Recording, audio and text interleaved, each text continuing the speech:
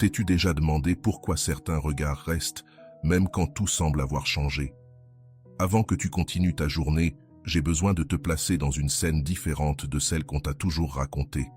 Pendant des années, on t'a dit que le désir masculin se provoquait avec des astuces, apparaître et disparaître, te rendre inaccessible, ou au contraire être disponible sans limite. Mais cette version est superficielle. Ce qui fait réellement bouger quelque chose à l'intérieur d'un homme naît dans un endroit bien plus profond, plus silencieux, et presque personne n'en parle. Dans les prochaines minutes, je vais t'amener vers cette idée. Mais avant cela, je veux que tu regardes à l'intérieur. Arrête-toi un instant et réponds-toi avec honnêteté. Quand a été la dernière fois que tu ne t'es pas seulement senti aimé ou valorisé, mais profondément désiré? Pas admiré pour ce que tu fais, pas respecté pour ce que tu donnes, mais désiré avec cette intensité qui donne envie à quelqu'un de s'approcher sans vraiment comprendre pourquoi. Si ce message résonne en toi, si tu sens que c'est exactement ce que tu avais besoin d'entendre aujourd'hui, abonne-toi et laisse un like. Non pas seulement pour aider cette vidéo à toucher plus de monde, mais pour t'engager envers toi-même, pour reprendre le contrôle de ta vie.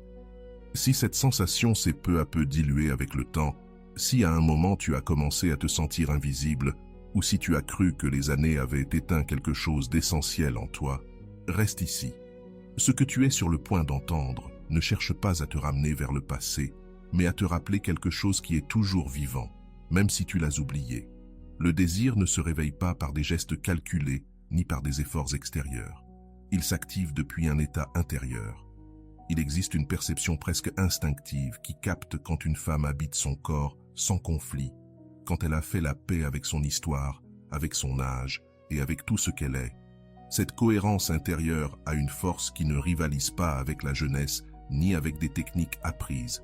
Elle les dépasse. C'est pour cela que le premier changement ne se produit pas à l'extérieur. Il commence dans la manière dont tu te regardes maintenant, non pas comme quelqu'un qui a laissé derrière elle sa meilleure version, mais comme quelqu'un qui comprend enfin qui elle est. Et c'est précisément pour cette raison qu'elle devient magnétique, autrement. Et c'est ici que les choses deviennent inconfortables pour certaines, révélatrices pour d'autres.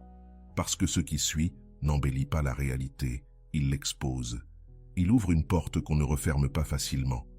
Quand je parle de permettre à un homme de te percevoir et de s'approcher par son propre choix, même si sa vie est déjà liée à une autre personne, je ne parle pas de prendre la place de qui que ce soit, ni de franchir des limites qui détruisent des histoires qui ne sont pas les tiennes. Il ne s'agit pas de devenir un secret, ni de porter un rôle sombre dans le récit de quelqu'un. Ce dont je parle va dans une autre direction, beaucoup plus intérieure et authentique. Il s'agit de te reconnecter à cette force silencieuse qui a toujours été en toi. Une attraction naturelle qui ne force rien, qui ne poursuit pas, mais qui se ressent. Une présence que, où qu'il soit, les hommes enregistrent même sans le vouloir. Parce que le désir ne répond pas à des accords écrits ni à des promesses formelles. Il répond à des impulsions plus anciennes. Le désir naît dans des zones profondes du cerveau. Il est instinctif, chimique, automatique. Et lorsqu'une femme comprend ce langage invisible, lorsqu'elle saisit comment fonctionne cette structure primitive, elle laisse une empreinte difficile à effacer. Il est donc important de clarifier une chose dès maintenant. Il ne s'agit pas de manipuler qui que ce soit. Il s'agit de te regarder avec honnêteté, de te comprendre. Pendant longtemps, on t'a fait croire que tu devais entrer dans un moule précis pour être choisi. Et cette idée a peu à peu éteint des parties de toi sans que tu t'en rendes compte. Ici, il se passe autre chose. C'est le moment où tu commences à te souvenir de qui tu es réellement. J'ai vu ce processus se répéter encore et encore dans des histoires réelles, chez des femmes qui arrivent chargées de déception, avec une estime de soi fissurée et le sentiment d'avoir perdu quelque chose d'irréparable. Et il y a un schéma qui revient toujours. Ce n'était jamais l'âge, ni le corps, le problème. Ce qui a fait mal, c'est d'avoir appris à agir pour plaire, au lieu de vivre depuis l'authenticité. Quand une femme, quel que soit son âge, s'autorise à lâcher cette exigence et à s'habiter sans excuse, quelque chose se produit, difficile à expliquer avec des mots. Quelque chose s'allume. Son énergie change. sa présence s'étend. À ce moment-là, beaucoup cessent de se sentir seuls dans leur expérience et reconnaissent que d'autres ont traversé la même chose. La sensation de devenir invisible, de se comparer à des versions plus jeunes, de se fatiguer de comparaisons qui ne finissent jamais. C'est alors que le regard se déplace vers quelque chose de plus profond, vers la compréhension de ce qui se passe réellement dans l'esprit masculin lorsqu'il entre en contact avec une femme qui a intégré son énergie féminine sans conflit. Car il existe une vérité peu dite. Le cerveau masculin est conçu pour chercher le stimulus, la nouveauté, mais aussi le refuge et la sécurité. Cette contradiction apparente coexiste en permanence. Dans les relations longues et établies, le système entre dans une forme de routine automatique.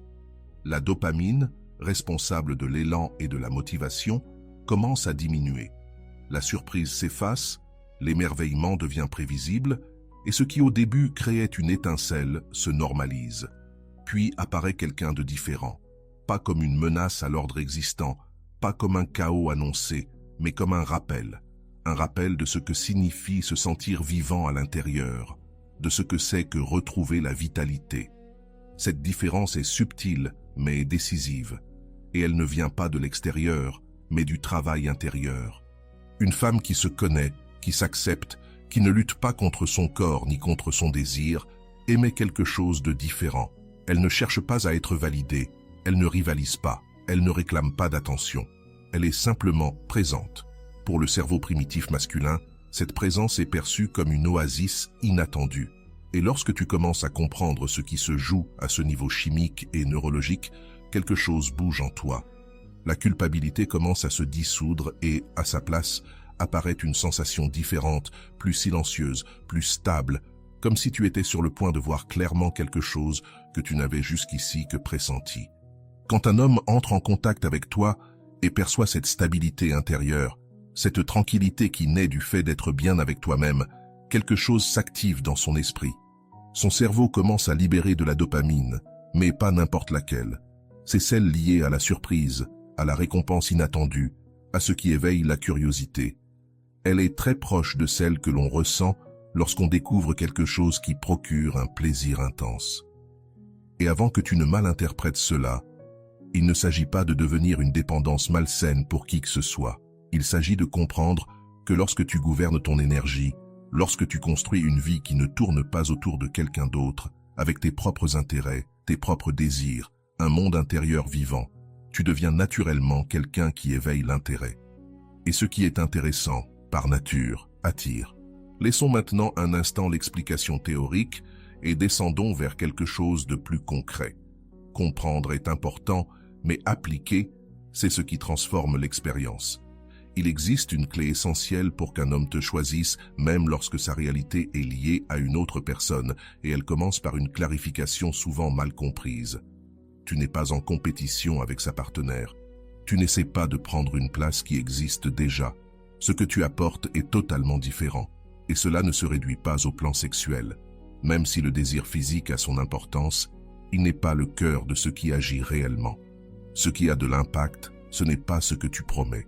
Ce que tu offres, c'est une expérience émotionnelle qui n'existe pas dans son lien actuel. Cette expérience repose sur 3 piliers essentiels qu'il faut comprendre avec clarté. La présence, la liberté et le mystère. La présence signifie quelque chose de très concret. Quand tu es avec lui, tu es réellement là. Pas divisé, pas dispersé, pas absorbé par des préoccupations ou des écrans. Ton attention n'est pas fragmentée. Les hommes souffrent d'un manque profond d'attention authentique, mais pas de n'importe laquelle. De celle qui vient d'une femme qui choisit d'être là, pas de quelqu'un qui s'accroche par besoin. Et cette différence se ressent. Quand une femme regarde dans les yeux, écoute sans interrompre, ne transforme pas chaque échange en un monologue centré sur elle-même, quelque chose s'ouvre chez l'autre. Apparaît une sensation que beaucoup n'ont pas ressentie depuis longtemps, celle d'être vue, celle de compter. Et tous, sans exception, recherchons cela à un certain niveau. Le deuxième pilier est la liberté, et c'est là que beaucoup se perdent. Elles confondent lien et contrôle, proximité et surveillance. Elles croient qu'aimer signifie retenir, questionner, superviser, anticiper chaque mouvement. Cette approche produit souvent l'effet inverse. Les hommes, surtout ceux qui ont vécu des relations longues, ont besoin de ressentir de l'espace. Quand une femme n'exige pas, ne réclame pas, ne met pas de pression, quelque chose d'inattendu se produit. Il commence à se rapprocher de lui-même, non parce qu'il y aurait une stratégie derrière, mais parce que la liberté qu'il perçoit est rare. Elle ne naît pas d'une tactique, elle naît d'une vie intérieure solide. Quand tu n'attends pas que l'autre comble ce qui te manque, quand tu ne délègues pas ton bien-être, la liberté apparaît naturellement. Et cette liberté possède un pouvoir d'attraction immense, précisément parce qu'elle est rare. La majorité agit depuis la peur, l'insécurité, des schémas appris qui poussent à faire l'inverse. C'est pour cela que le troisième élément devient décisif. Le mystère ne consiste pas à cacher ou à manipuler. Il s'agit de permettre que tout ne soit pas exposé immédiatement, de laisser de l'espace à l'inconnu, à ce qui se devine sans s'expliquer complètement. Et c'est précisément là que commence à se former quelque chose qui ne peut pas être forcé. Quelque chose qui se ressent avant de se comprendre. L'esprit humain fonctionne comme un explorateur permanent. Il a besoin de déchiffrer, d'avancer, de découvrir ce qui n'est pas visible au premier regard. Quand un homme sent qu'il t'a complètement comprise, qu'il n'y a plus rien à découvrir, la curiosité s'éteint peu à peu. À l'inverse, quand tu conserves cet espace intérieur que tu ne livres pas immédiatement, quand tu ne révèles pas chaque détail de ton histoire dès les premiers échanges, quand tu permets qu'il existe des couches qui ne se dévoilent qu'avec le temps, une attention particulière se crée. Cette tension silencieuse nourrit le désir. Il ne s'agit pas de jouer un rôle, ni de construire une fausse identité. Il s'agit de ne pas te déverser dès le début, de préserver certaines parts de toi, de protéger ton intimité, tes idées, tes projets, et de permettre que l'accès à ton monde soit quelque chose qui se mérite, pas quelque chose qui se donne sans discernement. Je sais très bien ce qui peut te traverser l'esprit en ce moment. Tu te demandes peut-être si ce n'est pas de l'égoïsme, si cela ne revient pas à jouer avec les sentiments de quelqu'un qui est déjà engagé dans une relation. Et c'est ici qu'il faut parler avec une franchise rare. La vérité, c'est que les hommes choisissent tous les jours. Ils choisissent de rester dans des relations qui ne les comblent pas, par confort, par peur de l'inconnu, par habitude. Ils choisissent de regarder, de désirer, d'imaginer, même s'ils n'agissent jamais. Ils choisissent de ne pas approfondir, de ne pas communiquer, de ne pas grandir émotionnellement. Et les femmes choisissent aussi. Elles choisissent de rester là où elles ne sont pas pleinement elles-mêmes. Elles choisissent de taire ce qui fait mal. Elles choisissent de se réduire pour ne pas déranger. Alors, lorsqu'on parle de permettre à quelqu'un de te choisir, il ne s'agit pas de détruire quoi que ce soit. Il s'agit de t'habiter avec une telle cohérence, une telle force intérieure, un tel magnétisme, que si quelqu'un décide de s'approcher, il le fasse en conscience. Et s'il ne le fait pas, cela ne fait pas trembler tes fondations, parce que tu n'es pas disponible pour occuper la place secondaire dans la vie de qui que ce soit. Il y a une chose fondamentale à garder à l'esprit. La véritable force ne réside pas uniquement dans le fait d'être désiré.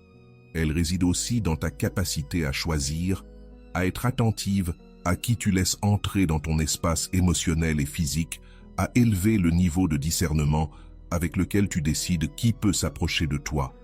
J'ai vu ce changement se produire d'innombrables fois. Quand une femme s'affirme réellement, quand elle cesse de se contenter de miettes et ajuste ses standards, quelque chose se réorganise autour d'elle. Les hommes commencent à apparaître, parfois de manière inattendue, avec plus de clarté, des intentions plus nettes, prêts à offrir ce qui semblait auparavant inexistant. Et oui, beaucoup d'entre eux peuvent être liés à d'autres personnes. Mais dans de nombreux cas, ces liens sont déjà fissurés, maintenus uniquement par l'inertie et le silence.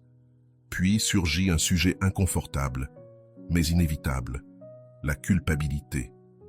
Cette voix intérieure qui murmure que désirer est mal, que ressentir de l'attirance fait de toi quelqu'un d'inapproprié, que tu ne devrais pas t'autoriser certaines émotions. Qui a décidé cela? Qui a décrété que le désir est dangereux ou que le magnétisme est une menace?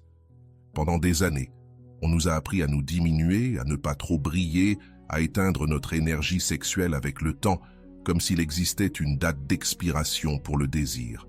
On nous a dit qu'après un certain âge, nous devions devenir discrètes, contenues, presque invisibles, comme si le désir avait une fin programmée, mais la réalité est différente. Le désir ne disparaît pas, il change de forme, il devient plus profond, plus conscient, plus connecté à ce que nous sommes réellement. Et lorsque tu regardes cette idée sans peur, quelque chose commence à bouger en toi, comme si tu étais sur le point de reconnaître une vérité qui a toujours été là, attendant d'être nommée. Une femme autour de 50 ans, qui a exploré son corps, qui sait ce qui éveille son plaisir, qui a traversé des expériences, des relations, des pertes et des apprentissages, est souvent bien plus attirante qu'une femme de 20 ans encore en train de se chercher. Les hommes ayant un parcours de vie le perçoivent très clairement. C'est pourquoi, lorsqu'apparaît une femme qui ne demande pas la permission d'occuper de l'espace, qui ne se rétrécit pas, qui ne réprime pas son désir et n'a pas honte de son intensité, quelque chose en eux répond sans résistance. Non pas parce qu'elle serait supérieure aux autres, mais parce qu'elle se montre telle qu'elle est. Elle ne joue pas un rôle, elle n'imite pas, elle ne se déguise pas. Cette cohérence se ressent. Et c'est ici qu'apparaît un point clé qu'il est important de souligner. Dans un instant, je vais partager 3 expressions qui, lorsqu'elles sont prononcées depuis le bon endroit intérieur, laissent une empreinte durable dans l'esprit d'un homme, même lorsque sa vie est déjà partagée avec quelqu'un d'autre. Mais avant cela, il est essentiel de comprendre une nuance fondamentale de la psychologie masculine. Le désir ne se traite pas de la même manière des deux côtés. Chez beaucoup de femmes, l'attirance naît du lien émotionnel, du sentiment d'être choisi, protégé, sécurisé. Chez les hommes, l'impulsion s'active souvent d'abord par le visuel et le sensoriel, mais elle ne s'y maintient pas. Ce qui la soutient dans le temps, c'est l'expérience émotionnelle. Et c'est là que beaucoup se trompent. Elles investissent toute leur énergie dans l'apparence, à effacer les marques du temps, à modeler leur corps pour paraître plus jeunes, et négligeant ce qui ancre réellement l'intérêt, la connexion profonde. Quand un homme sent qu'à tes côtés il peut se détendre, qu'il ne sera ni jugé ni corrigé, qu'il n'y a pas une intention permanente de le transformer, quelque chose de très ancien s'allume en lui. C'est ce que la psychologie appelle l'attachement sécurisé, cette sensation de pouvoir baisser la garde, de se sentir accepté, de vivre une expérience de sécurité émotionnelle. Le calme agit puissamment sur le cerveau humain.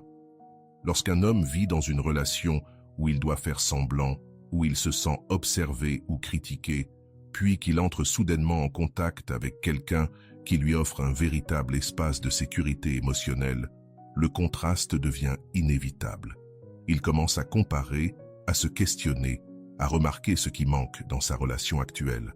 Et à ce moment-là, même si rien de concret ne s'est encore produit, tu occupes déjà une place dans son esprit. C'est maintenant le moment d'aborder ces 3 phrases dont je t'ai parlé. Il est important de préciser une chose. Ce ne sont ni des formules magiques, ni des mots à répéter mécaniquement. Elles naissent d'une attitude intérieure, d'une manière d'être au monde. La première expression est « j'aime ta façon de penser ». Beaucoup d'hommes reçoivent de la reconnaissance pour leurs résultats, leur travail ou leur statut, mais très rarement quelqu'un valide leur manière de raisonner, leur vision, leur pensée. Dire cela après une conversation authentique, c'est toucher une partie rarement vue chez lui. Tu le reconnais au-delà de la surface et ce geste crée un lien immédiat. La deuxième phrase est « à tes côtés, je me sens libre ». Elle est puissante parce qu'elle transmet l'absence de menace. Elle parle d'espace, de non-contrainte, de non-pression. Quand cette sensation s'installe, quelque chose s'ajuste intérieurement, comme si une porte longtemps fermée s'ouvrait enfin. Beaucoup d'hommes portent une peur ancienne, celle de se sentir enfermés, surtout s'ils ont vécu des relations marquées par la pression ou l'étouffement. Entendre qu'à tes côtés, ils peuvent respirer, qu'il n'y a ni cage invisible, ni exigence constante, est l'un des cadeaux émotionnels les plus précieux qu'ils puissent recevoir. Et paradoxalement, c'est précisément cette sensation d'espace qui éveille le désir de rester, de revenir, de choisir librement. La troisième expression, celle qui touche souvent le plus profondément, est simple en apparence. Tu me plais tel que tu es. Elle n'a pas d'artifice, elle n'est pas ambiguë, et c'est justement pour cela qu'elle frappe avec force. Beaucoup d'hommes, surtout ceux engagés depuis longtemps dans des relations stables, portent le sentiment de ne jamais être suffisants. Ils vivent avec l'idée qu'il y a toujours quelque chose à corriger, à améliorer, à changer. Alors, lorsqu'une femme ne cherche pas à les réformer, ne pointe pas leurs défauts, ne propose pas une version améliorée d'eux-mêmes, quelque chose d'inhabituel se produit. Ils se sentent réellement vus, et cette expérience laisse une trace durable. Mais il existe un point essentiel à ne pas ignorer. Ces paroles n'ont d'impact que lorsqu'elles viennent d'un lieu sincère. Utilisées comme stratégie ou comme calcul, leur effet disparaît immédiatement. Les hommes perçoivent très vite le manque d'authenticité, surtout lorsqu'il s'agit de compliments. Ces phrases ne fonctionnent que si elles reflètent une vérité intérieure. Si tu apprécies réellement sa manière de penser, si tu te sens vraiment libre à ses côtés, si tu l'acceptes sans condition. Et si ce n'est pas le cas, ce n'est pas un problème, car il ne s'agit pas d'attirer n'importe qui, mais de raisonner avec quelqu'un qui est en harmonie avec toi. Jusqu'ici, nous avons parlé d'idées, de mots, de concepts qui aident à comprendre le processus. Mais il existe une dimension plus profonde, souvent négligée, la différence entre l'énergie féminine et l'énergie masculine. Avant toute interprétation erronée, précisons qu'il ne s'agit ni de rôle rigide, ni de stéréotypes. Il est question de polarité, et la polarité est le fondement même de l'attraction. L'énergie masculine tend vers l'action, l'objectif, la résolution. L'énergie féminine, elle, s'exprime par la réceptivité, la fluidité, l'expérience du ressenti et de la création. Le conflit apparaît lorsque de nombreuses femmes, par nécessité ou par contexte, développent fortement l'énergie masculine. Elles travaillent, décident, soutiennent, organisent et arrivent dans leur relation depuis ce même espace. Lorsque deux énergies similaires se rencontrent, il peut y avoir confrontation, mais rarement du magnétisme. Pour qu'un homme ressente un désir profond, il est nécessaire de réactiver l'énergie féminine dans la rencontre. Cela ne signifie ni soumission ni dépendance, mais la capacité à recevoir, à montrer sa vulnérabilité, à lâcher le contrôle. C'est un équilibre subtil, une danse qui s'apprend avec le temps. Dans mon propre parcours, cette transition n'a pas été immédiate. Pendant des années, j'étais focalisé sur la construction, la performance, les résultats, et sans m'en rendre compte, j'appliquais la même logique à mes relations. J'ai dû apprendre à revenir au corps, aux sensations, à l'émotionnel. Et lorsque cela s'est produit, la réponse de mon environnement a changé. Non pas parce que j'étais devenu quelqu'un d'autre, mais parce que ma présence était différente.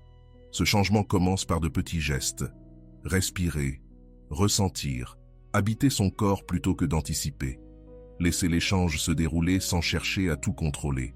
À partir de là, la réponse de l'autre se transforme naturellement. Mais il existe encore un niveau plus profond qui relie tout cela. La relation entre l'estime sexuelle et le magnétisme personnel. Cela n'a rien à voir avec le nombre de regards que tu reçois, ni avec ton passé affectif.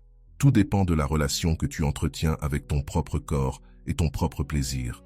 Beaucoup de femmes n'ont jamais appris cela. On leur a appris à donner, à satisfaire, à prioriser l'autre. Rarement à explorer, à se connaître, à revendiquer le plaisir comme quelque chose qui leur appartient. Lorsqu'une femme se réapproprie cette relation avec elle-même, sa confiance devient visible. Elle ne dépend plus de l'autre pour se sentir complète. Cette sécurité intérieure se ressent, elle se diffuse, peu importe l'âge. J'ai vu des femmes, à des étapes avancées de leur vie, découvrir une intensité nouvelle, une sensibilité plus profonde, une connexion différente à leur corps. Le temps transforme, certes, mais il amplifie aussi. Lorsqu'une femme embrasse son corps tel qu'il est, avec son histoire et ses marques, quelque chose se réorganise dans son énergie. La sensualité cesse d'être un effort et devient une présence. À partir de là, apparaissent des signes subtils, presque imperceptibles au début, des indices qui indiquent que quelque chose bouge chez l'autre, même lorsque la réalité semble dire le contraire. Et c'est ici que tout s'aligne. Si tu es arrivé jusqu'à ce point, ce n'est pas un hasard. Une part de toi savait déjà que le désir ne se mendie pas, ne se poursuit pas et ne se négocie pas. Il s'incarne, il se vit, il se permet. Le véritable changement ne survient pas lorsque tu apprends quoi dire à un homme, mais lorsque tu te souviens de qui tu es, lorsque personne ne te regarde. Quand tu cesses de réclamer de l'attention et que tu commences à habiter pleinement ta présence. Quand ton énergie cesse de demander et commence à attirer. Tu n'as pas besoin de rivaliser avec qui que ce soit. Tu n'as rien à prouver. Tu n'as pas besoin de te réduire ni de te durcir pour survivre émotionnellement. Ton pouvoir ne réside pas dans le fait d'être choisi à tout prix, mais dans la capacité de choisir depuis l'abondance, la conscience et le respect profond de toi-même. Et lorsque cela se produit, le désir cesse d'être une lutte extérieure pour devenir une conséquence naturelle. Si quelque chose dans ce message a touché une corde sensible, si cela t'a dérangé, fait réfléchir ou réveiller quelque chose de longtemps endormi, alors tu es exactement à l'endroit où commence le véritable travail intérieur. Dis-moi en commentaire ce qui a le plus résonné en toi, ou quelle vérité a été la plus difficile à accepter. Abonne-toi si tu souhaites continuer à explorer ces thèmes sans masque ni discours creux. Aime cette vidéo pour que ce message atteigne d'autres femmes qui en ont besoin, même si elles ne savent pas encore comment le formuler. Et partage-le avec cette amie qui se sent éteinte, qui doute de sa valeur, qui a oublié la puissance qui vit en elle. Parce que lorsqu'une femme se souvient de qui elle ne se contente plus jamais de moins. Et cela change tout.